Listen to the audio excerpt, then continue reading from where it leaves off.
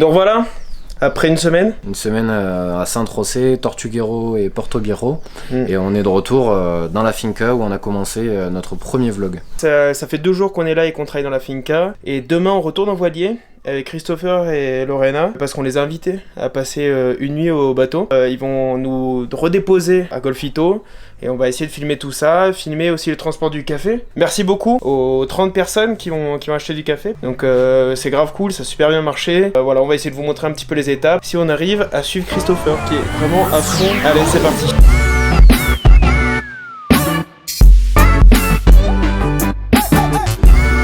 Donc là, on va mettre le café que les gens ont acheté dans des petits sacs unitaires qui va ensuite être doublé dans un grand sac et je crois quand même on va le tripler comme ça. Comme ça on est sûr qu'il n'y a pas d'eau qui rentre quoi. Donc le café toasté qui est cuit et le café non toasté. Nous on ramène que du non toasté puisque c'est ce qui se conserve le mieux vu qu'on va voyager pendant longtemps avec le café dans le voilier. Ça sent super bon en fait. Je trouve que ça sent le chocolat en fait. Le cacao. Pardon.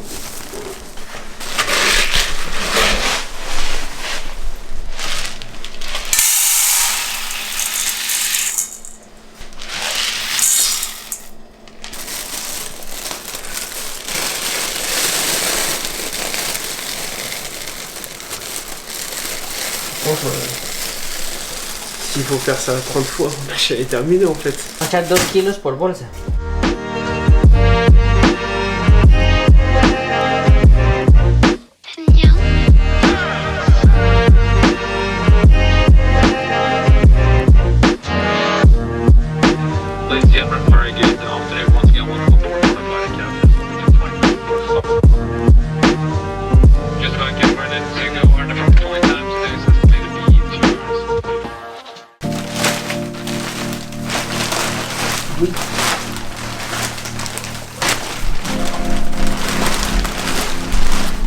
En arrière-plan, c'est votre café, vous allez vous régaler.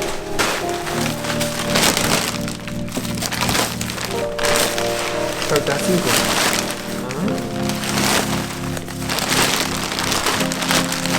À un moment donné, ça va être dramatique sur l'annexe parce que c'est super long. C'est très long. Ça fait bel et bien 30 kilos. Bon allez. Bonne nuit. Vous avez l'air sacrément fatigué, monsieur.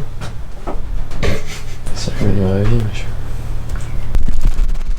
C'est le départ. On a dit au revoir à Alexis. Et là on peut plus rien mettre quoi. C'est-à-dire que l'espace pour les gens est plutôt restreint. Et à quoi ça va? J'ai de l'espace. Genre Lucas, c'est Alexis que vous n'aurez jamais vu à l'image puisque il n'a pas envie d'être filmé ni d'être photographié, donc on respecte ça, mais une personne super cool avec qui on a passé de bons moments, de bonnes discussions, même si au début c'était compliqué de le comprendre. Mais à la fin, je pense que j'ai un peu augmenté mes skills. Je suis niveau 2 quoi. Au total, je crois qu'il y en a pour 5h30 pour aller jusqu'à Golfito. Mais ça coupe au milieu, du coup je crois que là on fait 2h30 et après on a encore 3h, entre 3h là? 3h et puis après 2h aussi.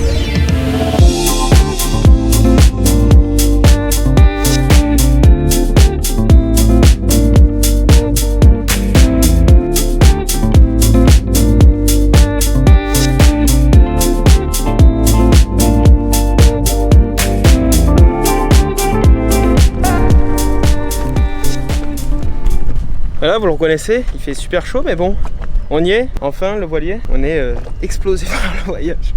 On a mis 6 heures en faisant une pause, je crois. Donc 7 heures en tout. La fatigue est bien présente. Il fait trop chaud. Il fait super chaud. Mais bon, on est quand même avec Christopher et Lorena. On vous a pas trop filmé l'arrivée. Ça valait de l'or. Un petit peu, mais bon. Un petit peu. C'est sport. Et j'espère que ça rendra bien parce que ça valait vraiment de l'or.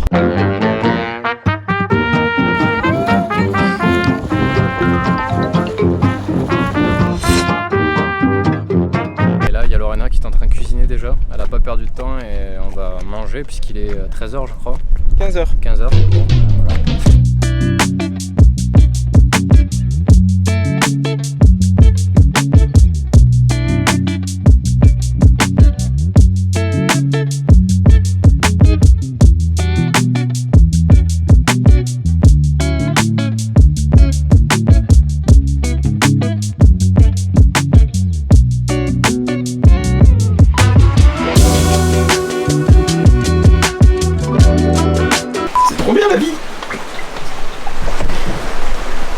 Les galères du bateau. On vient de rentrer. Ça fait 2 heures qu'il pleut et rien n'était fermé.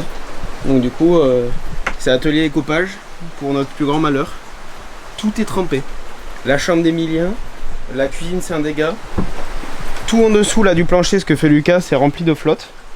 C'est l'horreur. Et bon, ça fait partie du jeu. Oh Mathieu, vraiment, vraiment rapide. On venait tout juste d'allumer la caméra, mais quel hasard. Comment ça va les frères? Et toi, comment ça va? Ça roule. Mais bro, t'as l'air d'être fatigué. Eh frère. Voilà, Il fait chaud, il fait vraiment chaud. C'est vraiment chaud. Et tu as un sac et somme toute épais. Ça fait une semaine qu'on travaille au bar et ils savent tout sur nous quoi.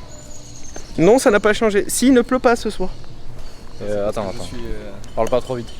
Parce que j'arrive, ça, je ramène le beau temps. Ah oui, bien sûr, oui.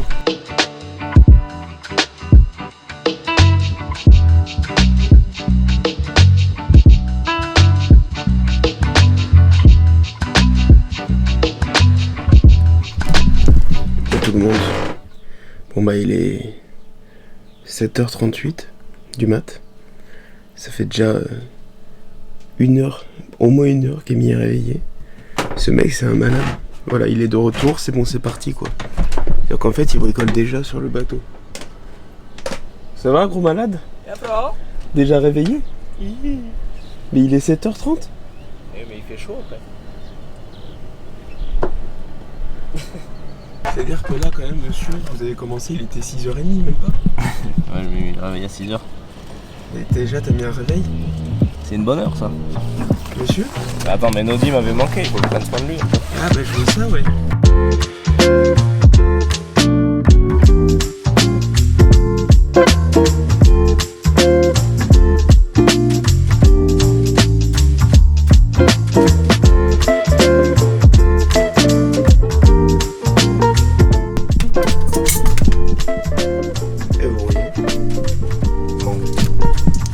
Suite de la journée, de la première journée d'Emilien, c'est bricolage du coup.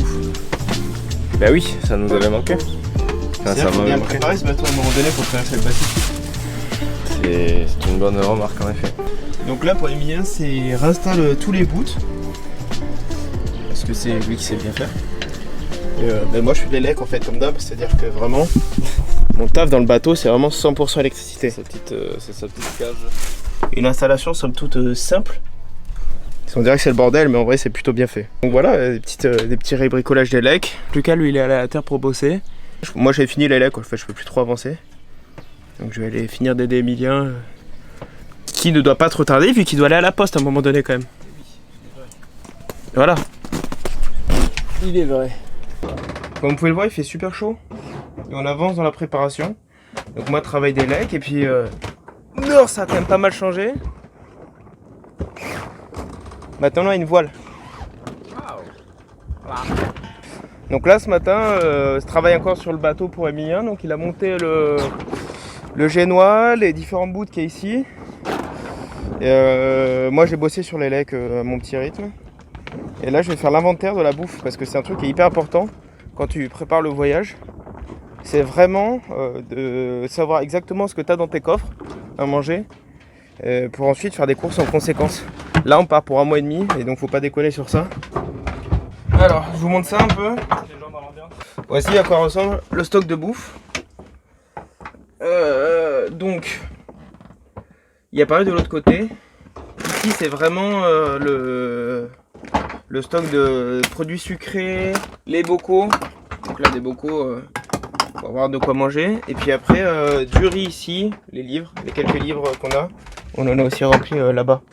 Je sais pas si on voit bien. Donc voilà. Bon bah c'est parti. Let's go.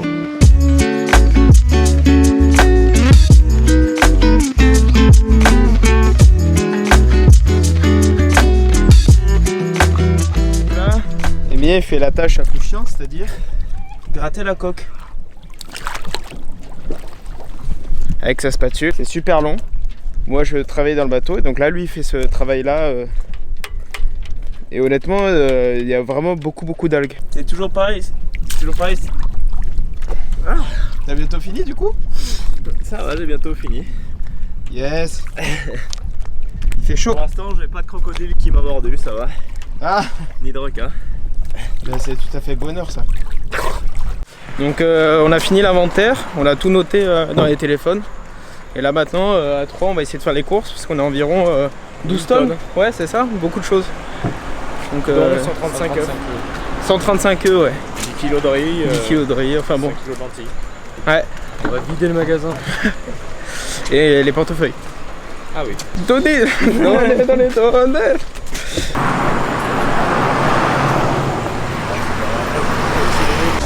C'est bon là on a attaqué les choses sérieuses. Et là faut prendre des gros paquets, ouais, des spaghettis comme ça, 4 kilos.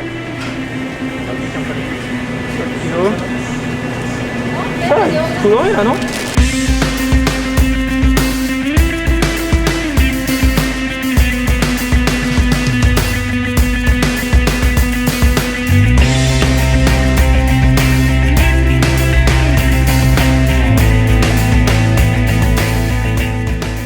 Bon, on a à peu près fini. En fait, il nous manque plein de trucs. Mais bah, on fera d'autres magasins. Il y en a 2 autres, 3 autres. Mais avant tout, on a une mission, c'est quand même le chapeau du Costa Rica. Le fameux chapeau. Très fameux. Vraiment un chapeau avec lequel tu ne peux avoir qu'une tête que très belle. Tu peux pas vraiment porter ça dans la rue en France sans te sentir pas du tout stylé. Bon, là, c'est l'heure de l'essayage. On parle donc de ça. Avec la petite Un problème de taille en fait. Avec la petite bavette derrière là. Bien ça. C'est vraiment une gueule de chien. Le soleil. Après apparaît le soleil. Ah, c'est un S, c'est un peu plus grand ça. Et là monsieur c'est pour enfants. C'est-à-dire que qui a une tête Ça, aussi grande que ça, Moi c'est celui vraiment, qui me voit c'est le L. c'est ma main quoi. Que Parce que ils sinon sont- il y a vraiment celui-ci quoi, qui est vraiment magnifique Ils quoi. sont au même prix. Ils sont au même prix. Mais il y a vraiment une grosse différence de qualité quoi. Lui il est vraiment de qualité quoi.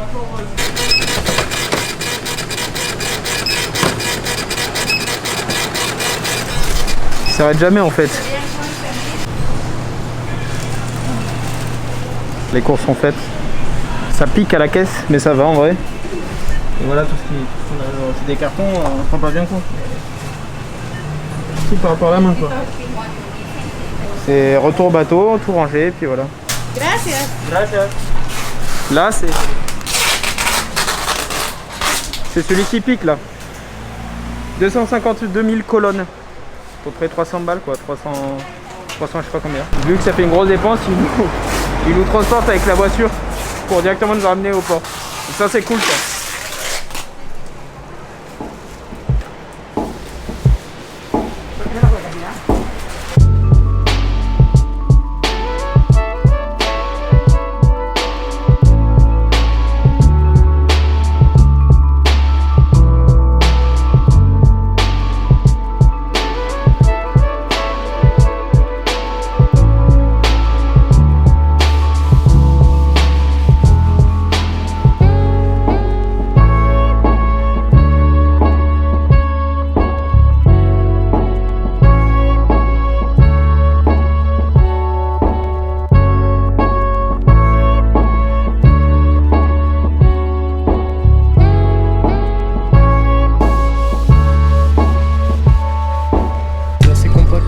Franchement, ouais.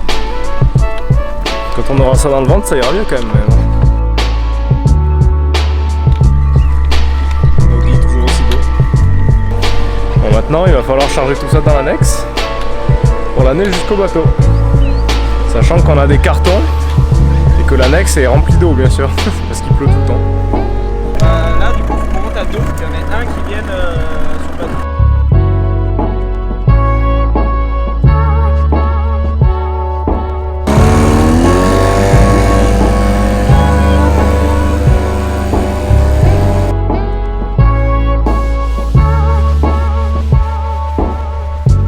Allez, c'est parti pour le deuxième round. Et Lucas avec son magnifique bob est en train d'arriver.